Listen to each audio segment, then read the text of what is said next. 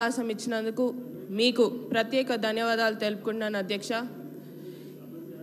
మెయిన్గా ముందుగా మా నారాయణపేట నియోజకవర్గం అంటే ఎప్పుడైనా గుర్తొచ్చేది వెనుకబడ్డ ప్రాంతం, ఎప్పుడు కూడా పట్టించుకోలేదు, నీళ్ళ సమస్య చాలా ఎక్కువగా ఉంటుంది.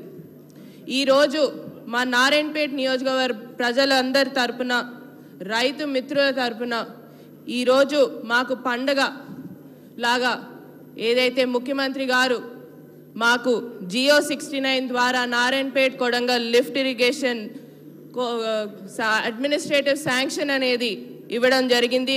2,945 కోట్లు ఇవ్వడం జరిగింది. దానికోసమని ప్రత్యేకంగా ముఖ్యమంత్రి గారికి మరియు ఇరిగేషన్ మంత్రివర్యులు ఉత్తమ్ కుమార్ రెడ్డి గారికి ప్రత్యేక ధన్యవాదాలు తెలుపుకుంటున్నాం అధ్యక్ష. దీనికోసం ఇప్పుడు దాకా మా రైతులు చాలా కష్టపడ్డారు. ఈరోజు మాకైతే పండగలాగా ఉంది అధ్యక్ష. మా నియోజకవర్గంకి వెళ్తే రైతులు చాలా సంతోషంగా ఉన్నారు. ఈ ప్రాజెక్ట్ వల్ల ఏదైతే 1,00,000 ఎకరాలకి నీళ్ళు అనేది, మాకు సాగునీరు అనేది రాబోతుంది. ఎందుకంటే వలసలు జిల్లాగా మారిందని చెప్పి ఇంతకుముందు కూడా అన్నారు.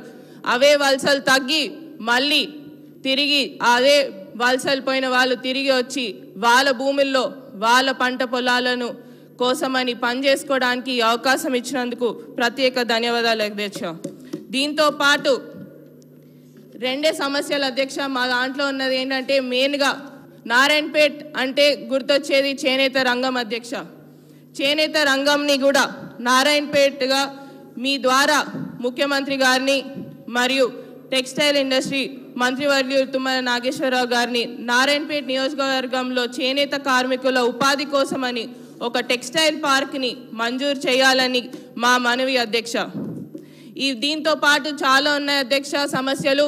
ముఖ్యంగా యువకులకు ఉపాధి కల్పించాలని దానికోసమని ప్రత్యేకంగా ఇండస్ట్రియల్ పార్క్ కానివ్వండి, ఫుడ్ ప్రాసెసింగ్ యూనిట్ కానివ్వండి, ఇలాంటి ఏర్పాట్లు చేస్తే మాకు అక్కడ ఉన్న యువకులు అన్ఎంప్లాయ్మెంట్గా చాలామంది ఉన్నారు అధ్యక్ష, వారికి కూడా ఉపాధి అందుతుందని తెలియజేసుకుంటూ, దీంతో పాటు చివరిగా నేను డాక్టర్ కాబట్టి అధ్యక్ష ఒకటే, అక్కడ మాకు స్టాఫ్ అనేది చాలా తక్కువ ఉంది అధ్యక్ష. మాకు ఈ ఏదైతే డిస్ట్రిక్ట్ హాస్పిటల్ కానివ్వండి ఆడ స్టాఫ్ అనేది సరిగ్గా ఉండదు. మా పిహెచ్సిలు సిహెచ్సిలు ప్రతి ఒక్క ప్లేస్లో కూడా స్టాఫ్ చాలా తక్కువ ఉంది అధ్యక్ష. ఆ స్టాఫ్ కోసమని కూడా మా హెల్త్ మినిస్టర్ వర్యులని దామోదర్ రాజనరసింహ గారిని మరొకసారి కోరడం జరుగుతుంది. ఏదైతే స్టాఫ్ అనేది కూడా పెంచాలని కోరుతున్నాం అధ్యక్ష. ఈ అవకాశం ఇచ్చినందుకు ప్రత్యేక ధన్యవాదాలు అధ్యక్ష.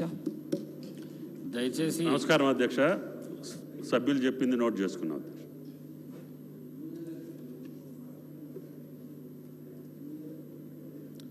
దానం నాగేందర్ గారు. అంటే థ్యాంక్ యూ సార్.